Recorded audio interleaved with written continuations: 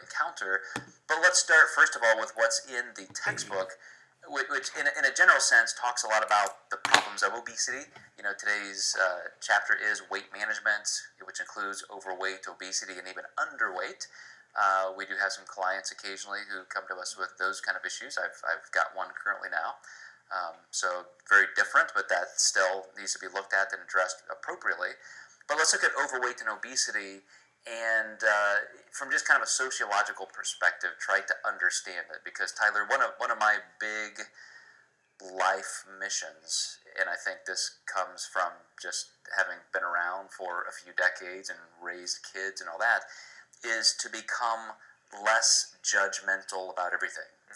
As human beings, our brains work to dichotomize everything. In the very first dichotomy is threat or no threat. That's decisions, stimuli are coming at us all day long, and one that will override everything else is if something is an immediate threat. So it's like the body defense mechanism. Exactly. But in today's culture, it's also a psychological defense mechanism, because if we are, quote, assaulted with something that we think is wrong, we want to fight, right? So if somebody says, "Oh, you don't believe in ketogenic dieting? Well, screw you. Here's all the reasons why you're wrong." And we want to split. Everything is a split in two camps. Every decision point. And in terms of obesity and overweight, those kind of issues, I think some clinicians and coaches can even bring bad judgmental views to it. In other words, if we see somebody who's overweight, you think, well, they're just not working hard enough. We can use the lazy word or that.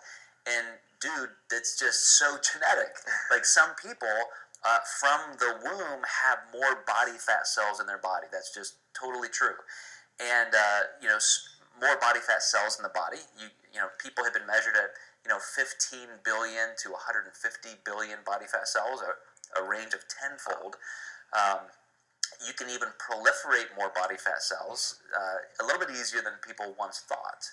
So I know I used to teach that around the first age of life and then through puberty are the only two times that hyperplasia, the ability to create new fat cells, could happen. And now we know that you can just overeat a lot and that will happen. Do you think the yo-yo dieting world now is kind of causing people to gain more sort of body fat? I don't know cells. Yeah, I don't know how many cells can be created through like a short stint.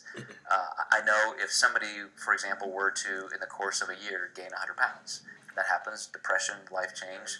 But if somebody gains 20, loses 20, gains 20, loses 20, you probably some. But the real take home to that is there could be that much difference between people. Your clients could be really facing things that are much more difficult. For example, if you had 150 billion body fat cells, or 15 billion, or let's bring that down to a more manageable thing, like let's say 10 versus 1, and you had to extract the same amount of body fat. So let's say we wanted to lose a pound of body fat distributed between either these 10 cells or this one cell. Somebody who has more body fat cells will always have a disadvantage because it takes more hormonal catalysts to unlock those body fat cells. It takes more energy to then extract that and convert it to usable energy substrates than somebody who has fewer body fat cells. Okay. So here's what's interesting.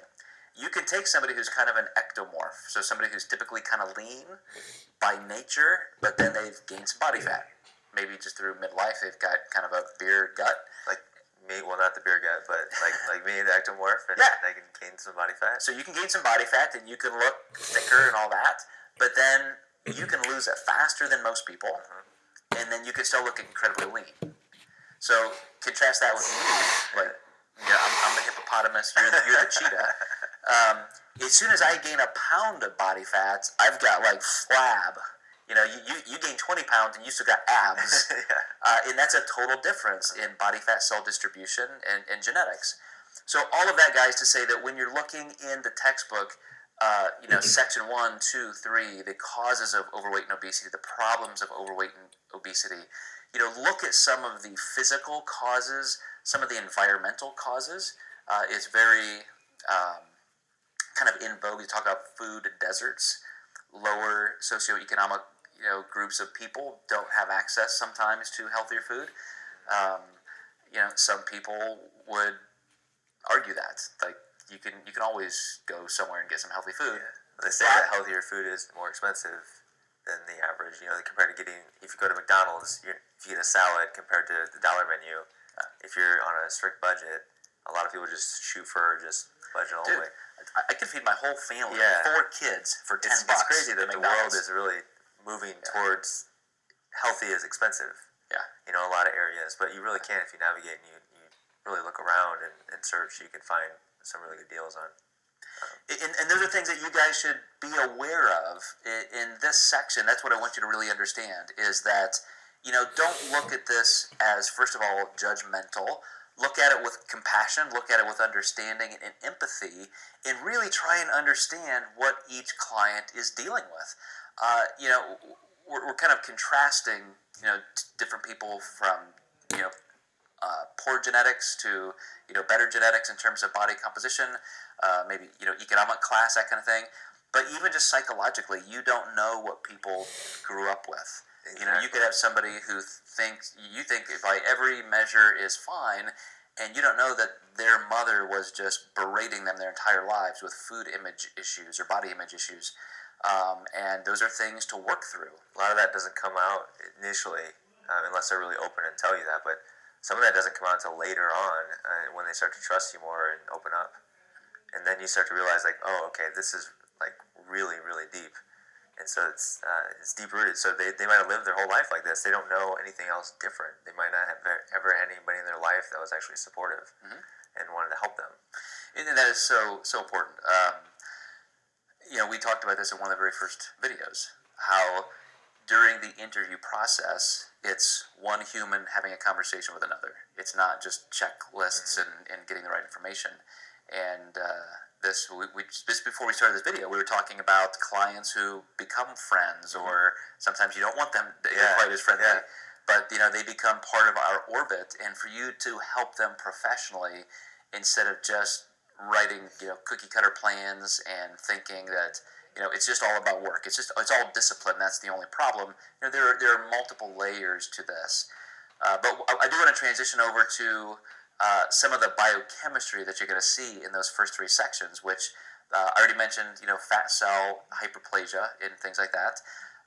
But sometimes people even have difference in levels of hormones. So most people who are at least in the performance world of nutrition have heard terms like leptin and ghrelin, the 2 hormones that are oppositional in terms of hunger.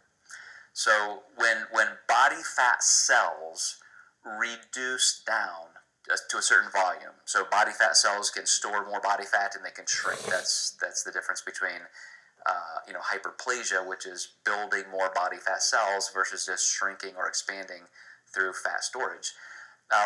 They have a hormone in there, leptin, that when we reduce, leptin is actually when you increase the fat cells.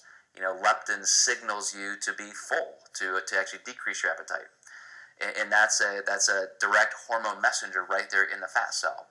Whereas people who have an abundance of ghrelin, maybe even pathologically, they have extra hunger. And so that part of the brain, the hypothalamus, controls that. It's not directly right in that fat cell mediation. But even little things like that. The only reason I bring that up is there are different sensitivities, different levels of that can be genetic.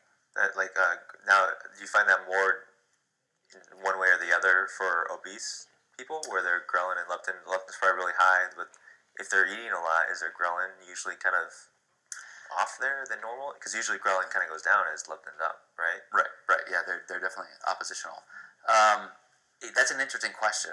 I don't know if there's any research to show that you can change those levels in terms of like set points, because in this section even talks about set point theory, but that has more to do with different levels of body fat composition, where your body says, okay, this is normal, this is acceptable, and that's where over time I think you can get to that level. So in answering your question, I don't know how far the research has gone, Okay.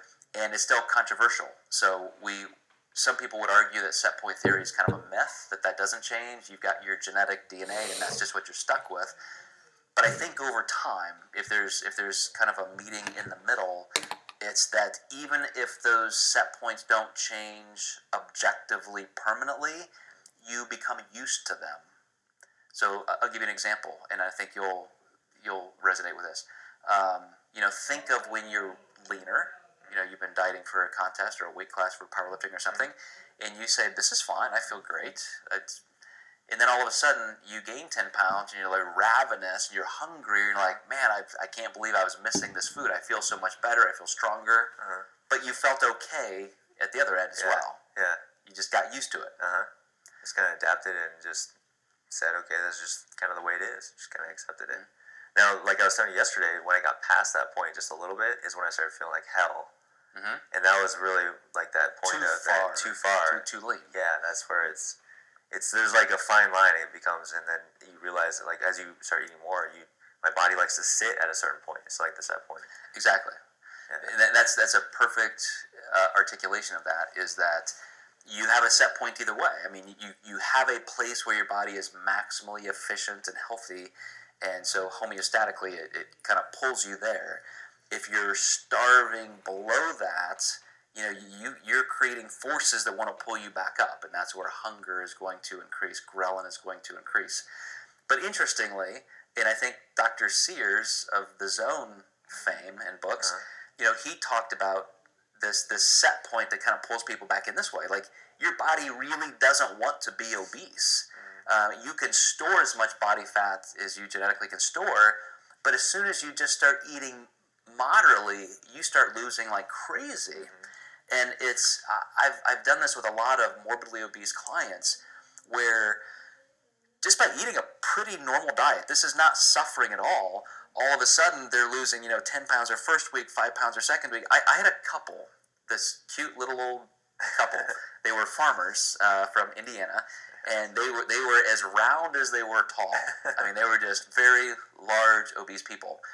They both lost 100 pounds in about 6 months. Awesome. And I didn't want them to go that fast. I kept saying, "Are you sure? You guys don't want to eat more? Are you hungry?" "I'm not hungry. I feel great. They kept losing 4 to 5 pounds a week like machines. Wow. And that just shows you that it's actually work to stay at 100 pounds overweight. Yeah, I mean, how they get there if they're so comfortable at being 100 pounds lower. So just by eating a moderately healthier diet, people are going to come in. But here's what I want to really caution you guys. Once somebody has lost weight, we already know there's about a 95 to 98%, different studies, different measurements, recidivism rate. So the average person, Tyler, after 5 years of losing weight, the average person weighs 107% their original weight. So statistically, with a 95 to 98% failure rate, after 2 years, and then at 5 years, most dieters weigh more. That's to be 107 more pounds. That's unbelievable. That's crazy. So you guys have to take this seriously, in that all of the mechanics of nutrition, all of the things you learn and you teach, and you're going to be